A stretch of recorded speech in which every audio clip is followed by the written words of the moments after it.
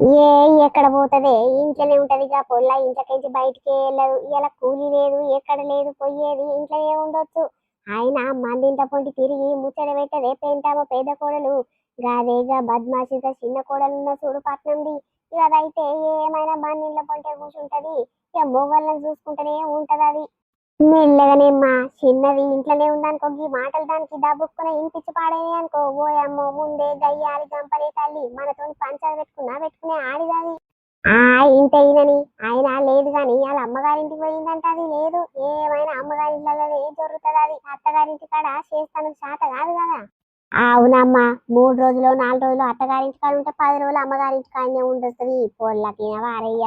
ఏం బాధ అవుతుండొచ్చు అత్తకు లేదు మామకు లేదు వండి పెట్టేది నిమ్మలంగా పెళ్ళ మొగడు ఇద్దరే వండుకొని తింటాదుకంట. ఈ పొల్లకు నిజంగా గంటగానం ఏం బరువు అవుతుండొచ్చు ఏమైనా అమ్మగారు అమ్మగారు అనుకుంటే అమ్మగారు గుద్దలే చూడుతుంది. ఇవాళ 31 కదనే ఇక పట్నంలో పంగలల్లా బాగా దావత్ చేసుకుంటారంట.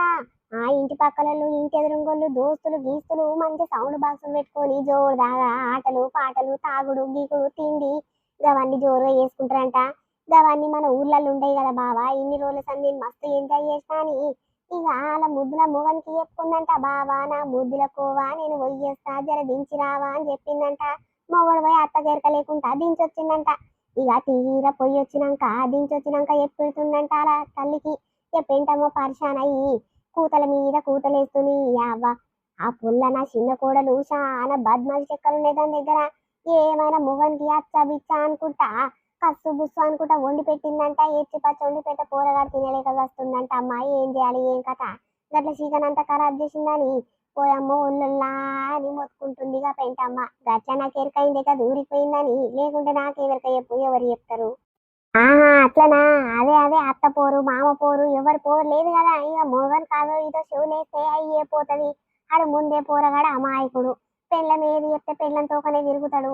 ఇక గట్లనిగా పోరగాన్ని మొత్తము అన్యాయం చేస్తుంది. అవును చెల్లె నిజంగా అదే పెంటవ్వ పెద్ద కోడలుగా సరిత పొల్ల గుణం అయితే చాలా మంచిదమ్మా. గింత గిట్లా ఖరాబ్ ఉండదుగా పొల్ల గుణము.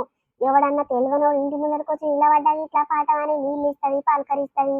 ఏ ఊరమ్మ ఏం కథమ్మ అని తీయగా మాట్లాడి దోస్తాన చేసుకునే మనిషి. గాసొంటి పెద్ద కోడలను విడిచిపెట్టి ఏమైనా పట్నం దాన్ని అనుకుంటే దాంతో ఒక మళ్ళీ తిరిగింది. ఇక ఇప్పుడు పెంటమ్మకు తెలిసి వస్తుంది చిన్న కోడలు ఏంది ఆమె కథ ఏంది ఎట్టెట్ట చూస్తుంది. ఇప్పుడు తన్నట్టు అవుతుంది అందుకే పెద్ద కోడలు దేకుతా ఉంది. అవునమ్మ మరి మనం ఎట్లా చూస్తే వాళ్ళు అట్లా చూస్తారు. ఇక ఈమె పెంటమ్మ అప్పొస్తుంది ఆపొద్దొస్తుంది అయినా ఏమైనా చిన్న కొడుకు అనుకుంటా గా కొడుకునే ప్రేమిస్తుంది. గా కొడుకుకే అన్నిందాల పెట్టేది.